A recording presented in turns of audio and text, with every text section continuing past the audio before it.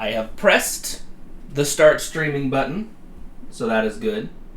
We are starting to stream, I think. Give me 2 seconds here to tease it out, and we will get started with the Friday live show of Tech Link Daily. Tech Link Daily. Daily. It's a Tech Link Daily. Alright. Teased it on Google Plus now. And live, maybe. It says we've been streaming for 12 seconds, maybe. Should be all good. I think we're a little bit lagged behind here because my queue says it's lagging behind just slightly. But we should be okay to be able to stream. So I think we're ready. We'll leave that up there. You guys can comment along with us. I will answer questions at the end, throughout, whatever, to try to answer your questions while the live stream is going. So, without further ado, I'm going to get all settled in here now. And hopefully everything is okay with the live stream. If it's not, let me know. I will get my iPad out here, unlock it, and go to Google Docs. Shows you how prepared I am today, right? Alright. Tech Link Daily. Cool. We are ready to get started. So welcome, guys, to Tech Link Daily's live show. Live every Friday, 2:30 Pacific time, where we go over the latest, hottest tech news right in one place for you guys. My name's Creighton Miller, and before we get started, I, of course, have to let you know that today's stream is brought to you by Copy.com. Get 20 gigabytes of free cloud storage. That's right, free cloud storage at lgic.co/copy. Be sure to use that link because you get 20 gigabytes of free space instead of 15 normally that you get when you go to Copy.com. It is the Dropbox killer. I have to tell you that right now. It does have a desktop application for almost every platform out there. Mac, Windows, Linux. It has mobile applications for both iOS and Android. So what are you waiting for? 20 gigabytes? That's more than Dropbox could ever get you. For free, at least. lgic.co/copy.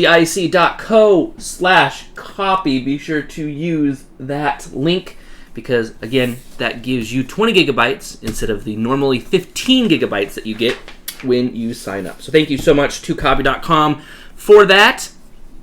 Let's get started with today's tech news. First up, teenagers hate Facebook, but they're not logging off. I have to agree there. I don't really like using Facebook all so often anymore because it's really gotten pointless. I mean, I only use it for a little bit to communicate with business people, to get in contact with somebody really quickly, but that's about it. I don't really socialize on there. You don't see me liking or commenting for the most part. I mean, I do comment and like stuff, but I mean, you don't see me as dedicated on there and stuff. So this is an article from Slate.com saying that, well, teenagers want to leave, but they're not leaving, and I can assume why people aren't leaving is because, well, everybody's on there. Your parents, your friends. It's an easy way to be in contact with people. It's all around a good place to kind of, well, be able to contact people and be able to, work and play and get in contact with people. So that's probably why people don't want to leave. I have a social media profile there. I will never delete it because I'm one of those people who I set up profiles everywhere. I'll forget about them, but they're there. If people ever want to, interact with me on those platforms, maybe I'll be able to see them. I don't know. So, there you go. And that's a question to you guys, too. Do you guys like Facebook at all anymore? Do you really socialize on it? Because I don't. Next one comes from the Electronic Frontier Foundation. The government wants a back door into your online communications. Here we go yet again with another bill trying to get passed, trying to, view and be able to get all of your personal details without search warrants and all that stuff. It is called the Communications Assistance for Law Enforcement Act. So basically, it allows, or it will force communication companies to create backdoors into their system that the government can use anytime, any day, any place they want to be able to access your data. I, for one, am against it, like I said before, because when you have government backdoors, you know they're going to abuse them. You know that they're going to get overused. You know that they're going to abuse their power to abuse it. So it's just going to become into a big thing that people are trying to do now. I mean, we've already seen 3 or 4 or 5 or 10 bills trying to get passed that do almost the exact same thing. They keep getting taken down. The thing about legislators, they're going to keep putting these bills back in, trying to sneak them in. They're not going to stop until it happens. And they're just waiting for people to get worn down and say, well, whatever, well, let's just let it pass. But we need to stay strong against this. Be sure to oppose. Contact your local senators. Tell them no. Your local representatives. Tell them no. Let them know that you're strongly against it, and I'm sure they will vote against it when contacted. So, I think it's good that telecommunication companies are the one divine factor who have the ability to give people that information, because it's a point at which it can be controlled. So AT&T can control who gets what data via what warrants. So it allows for some sort of checks and balances, and that people don't abuse the powers, like I said before. So let me know. Abusing powers? Yes? No? Maybe so? I don't know. This is kind of a funny one. So you guys know WikiLeaks, right? The site that leaks stuff, that leaks documents and stuff. Well, in an article from the Register, WikiLeaks leaks documentary about WikiLeaks. WikiLeaks has leaked a script about them, which is going to be in a documentary, apparently. So, the documentary is commissioned by Universal for $2 million. It will be made by Alex Gribney. Co-producer will be Ken Loach, and will be all about WikiLeaks and Julian Assange and his battles and what they are doing. There you go. A WikiLeaks article about WikiLeaks. Who would have known? Alright, more serious news, I guess. Back to law. Torrent Freak has an article saying IP addresses don't positively identify infringers. Anti-piracy law firm says. So a law firm for anti-piracy says that IP addresses can't really be used for identifying people who infringe copyrights. So there you go. Someone on the opposite side says that IP addresses can't and shouldn't be used to identify copywriters. Because you have this weird thing that people share internet. You have internet hotspots out there. People sometimes hack into Wi-Fi access points.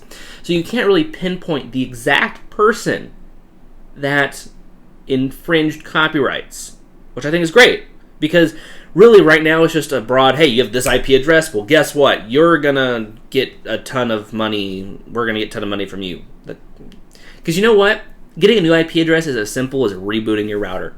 That's as simple as it is. You get a new IP address, and they don't know who it goes to next. Because basically, how most internet connections work is that there's a huge pool of IP addresses, okay? And every time your router reboots or it goes through its refresh period, it gets a new IP address. So they may identify an IP address for this person at this certain time, but if that person may have had their router reboot or something happen, that IP address gets moved on. So they could be pinpointing when they go back to it maybe that they're going after somebody else, which is not fair because that person may not be doing any copywriting.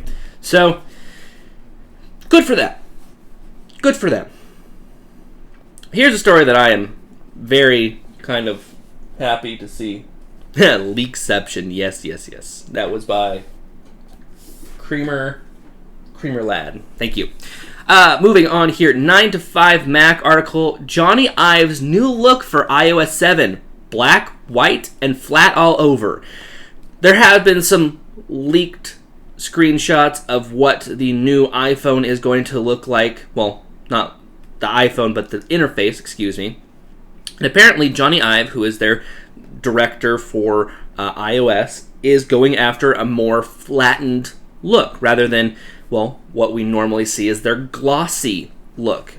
I'm a fan of flat looks, actually. I like that flatness to it. I haven't really been a huge fan of glossy looks at all when talking about maybe an iPhone interface. I mean, I know it's their base, their roots. It was the original iPhone, but a nice flat look, I think, is modern. I think is something that is going to be the future. So there's a couple screenshots here. Let me pull up one that I think is good. So here's something like the home or the lock screen might look like, and I think it might be cool. So here's the lock screen. Let me get it out of the... There you go. You can kind of see it. Boop. There we go. So basically what that is, it's flat, and it's the lock screen. It's conception art of the lock screen, too. So you see, what I think what might be good is that it has the ability to show the weather on there, and it shows, if you can see down there, you see those dots at the bottom of the screen. That means that there might be multiple lock screen pages, which might be cool. You get one lock screen for the weather, maybe your notifications, maybe your calendar, right there on the lock screen, rather than having to go into Notification Center or whatever have you to go do that. So I think a flat iconage, a flat theme, we'll say that, will be pretty good for Apple coming up with iOS 7. And then I'm going to jump down here in my show notes to a different one that's kind of related here. Best Buy to offer, if I believe this is correct. Oh, come on, ads. Can't escape ads on the tablet. There we go. Best Buy to offer $50 off Apple's iPhone starting Sunday. So, could this mean that there's something coming into the future very soon for Apple and for iPhones? Maybe.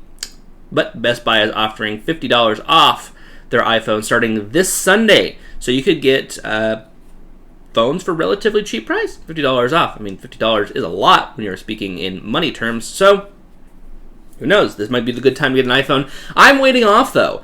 I've said before, wherever it is. Oh, there it is. I have an iPhone 4S, which is, well, getting old now. So I'm waiting for the 5S or the 6 or whatever you want to call it to upgrade to the next iPhone, because I am up on my 2-year contract. So if you're looking for a new iPhone or a new phone and you don't want to wait, then check out Best Buy's offers for $50 off their new iPhone. All right, more Yahoo news. You know that they just revamped Flickr. They just bought Tumblr. Well, now it looks like they're going after Hulu. That's right. From All Things D. There we go. The page was lagging a bit. From All Things D, yet another Hulu bidder. Yahoo is in too. So, joining the ranks of DirecTV, Time Warner Cable, William Morris Endeavor, KKR, and Guggenheim Digital, along with the Sheeran Group, are all in bids to buy Hulu. So, who knows? They might pay even more money for Hulu. Now, I've had a love-hate relationship with Hulu because TV networks don't get the expansive reach that Hulu has. And so I think it's a bit hard for them to be able to release content on Hulu at almost the same time that it gets released on the television. Because I know networks like Fox release on Hulu, even for paid members, a week behind on new episodes. And some even wait even a month behind on new episodes. So, people don't get how Hulu could help their businesses. A lot of the networks don't, and I think that they need to, get with the times, be able to have your content online as my iPad disconnects from my stand here. So I think it might be a good thing. How much do I think they might buy them for? I would say If Tumblr was 1 billion, I'm going to say Hulu might be upwards of 2 or 3 billion. I'm going to say 2 or 3 billion for what they might pay to get Hulu. Yes? No? They're trying to get hip. Yes, they are. They are trying to get hip. But who knows? It might actually work for them. It depends right now on what they do with Tumblr, if they're going to get back in the game or if they're going to fall out of it. Because it depends what they're going to do with Tumblr to do that. So let me take a drink here. Because I'm thirsty. My voice gets bad. From The Verge! Here we go. Microsoft and Google working together on a new YouTube Windows iPhone app. So, it seems that Google is breaking down and now working with Microsoft to make a Windows app. So, who knows? We could see a official YouTube Windows phone app that doesn't suck, doesn't violate Google's terms, and may actually help the Windows Phone. I know I watch some YouTube on my iPhone, and my iPad keeps getting disconnected from the freaking stand. Sorry. So, who knows? We could see this as a good thing, could be as a bad thing, but they're working together, so that's I think, good. I mean, we talked about in Google I.O. how Larry Page said that, the companies should work together and not block each other, so I guess Google is staying to their word and doing that. Alright, let's see here. This is a pretty good story here. Computer World. Wow, that is a very old publication. Intel claims Haswell will offer 50% more battery life in laptops. So Intel's new architecture, Haswell is its code name, will provide 50% better battery life for the mobile desktops. And what did my hand get on? Oh, ooh, dust. Anyways, so we could see even more extensive battery life for laptops. We could see more extensive battery life for tablets as well that take advantage of this processor. So it will take as low as 7 watts of power, whereas the Ivy Bridge cores would take a low of 10 watts of power.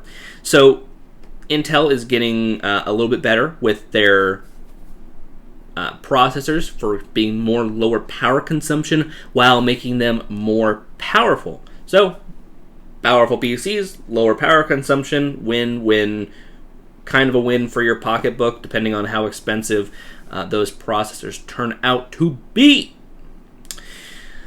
What else we have here? Judge says leaning towards U.S. in Apple ebooks case. Now, this is something that I find very interesting and very confusing, because a judge in this Apple case basically what's happening is that Apple is being taken to court via price fixing on ebooks.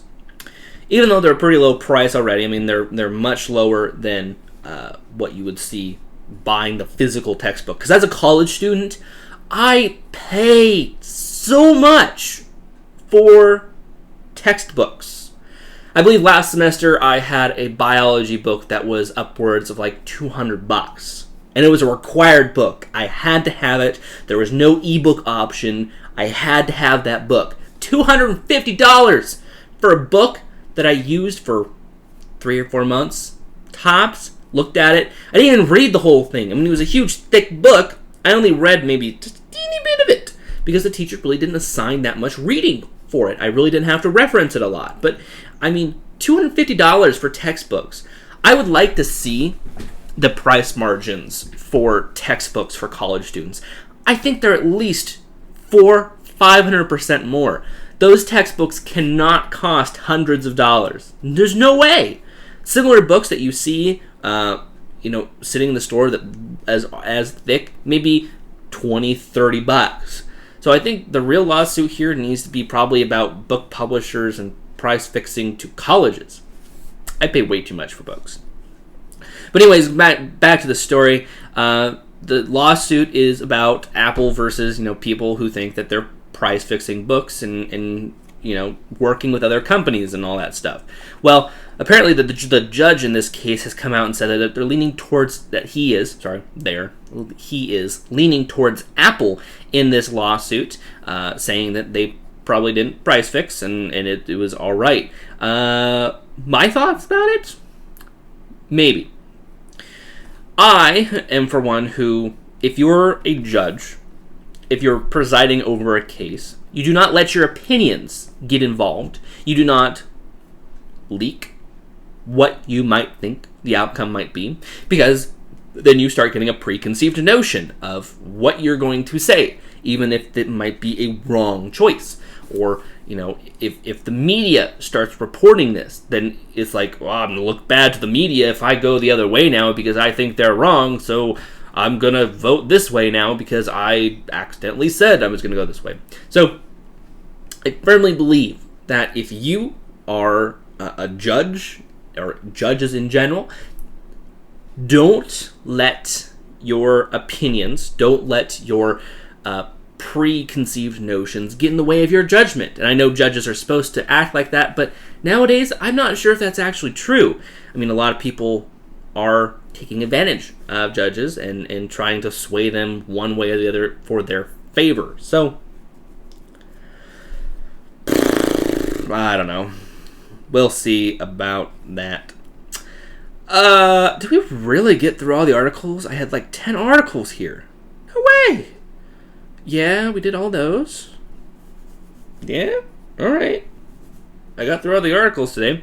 Hardware, I really don't have anything. I mean, I could show off this because it was cool. I mean, I got this at CES. It is, and it's also relevant too. This is a OtterBox, I believe it's called Pursuits. Is that what it's called? Maybe it is. It is a box. It is a, there you go. It is a waterproof, shock-resistant box from OtterBox, who, if you didn't hear, OtterBox just bought LifeProof. I've reviewed a LifeProof case here in this YouTube channel before, so you guys can check that out. But they bought LifeProof, so OtterBox and LifeProof are now one company. So what I really like about this is that it is a very wide open design here. You can see it's got some protective rubber in the top here and in the bottom, right? Actually, that's the bottom, that's the top. You can put your iPhone in here. You could put your keys, your wallet, stuff like that if you're going on a trip, and lock it all up with the nice sealed gasket and the double, if you can see here that the double clip, so goes down and then pulls back to give it a nice clip. And it comes with this nice rubbery thick band that you can actually, there's actually a loop here if you can get through. And you can do something like that, and you can hook it on somewhere, and you can carry it around on your backpack, clip it to your backpack, clip it somewhere, and there you go. This is the OtterBox Pursuits Adaptable Protection, I believe. I got this at CES 2013. Great show, by the way. Working with some of the companies that we've worked with at CES to get some review products in. So currently, those are probably on their way right now, so I can start reviewing some more stuff. Is that it?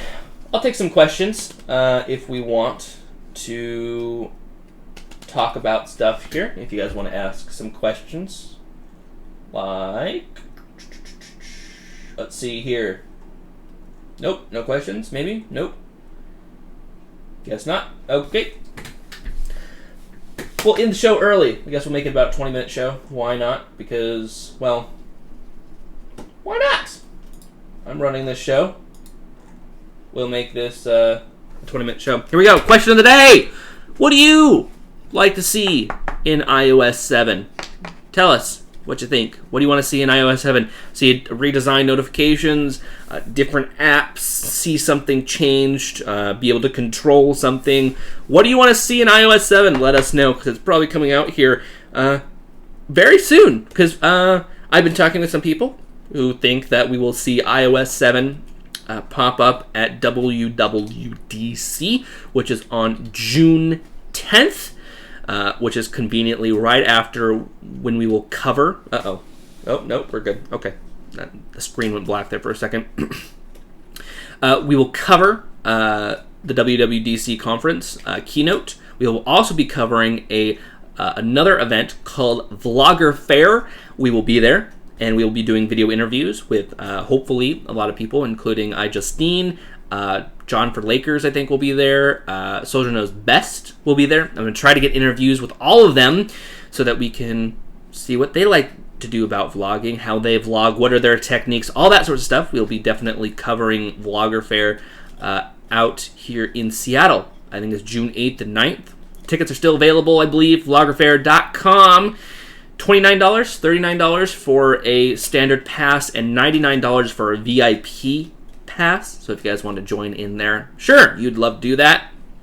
You can submit stories on our subreddit, reddit.com/r/tech link daily. Unfortunately, I didn't check it for today, so maybe there is some articles in there that we might be able to see. Nope, no new articles. So we'll leave you off with this. Follow us on our social media profiles: Facebook, Twitter, Google+, all under the username of LogicLounge. Hopefully you guys get that, all under the username of LogicLounge, meaning twitter.com/LogicLounge, facebook.com/LogicLounge, googleplus.com/ well, that doesn't really work because there's a whole bunch of numbers. Just search Logic Lounge and Google+, but you can find us over there. Be sure to subscribe, be sure to like, be sure to share, be sure to do all that stuff. Woo! I think we're good with all that stuff. Xbox One versus PS4, as I'm looking here in the comments. I've already said that in another video that I'd done this week entitled Xbox One versus PS4. I'm more of a fan of the Xbox One just because I am already invested in the Xbox platform. I'm not going to write off the PS4 as being bad because I don't think it is bad. I don't think the PS3 is bad either. I just happen to be more invested in the Xbox platform, so that's what I'm staying with. Do I like cheese? Of course I like cheese. And American cheese is the best, by the way, because it's not cheddar. Because everybody likes cheddar. There we go. I'll leave you guys with that. I've kind of sucked up more time than I thought I should have. So, I'm going to leave you with a please like, please share, please subscribe, please do all that stuff. You'll see my wagging finger as I say stop live stream. Bye-bye.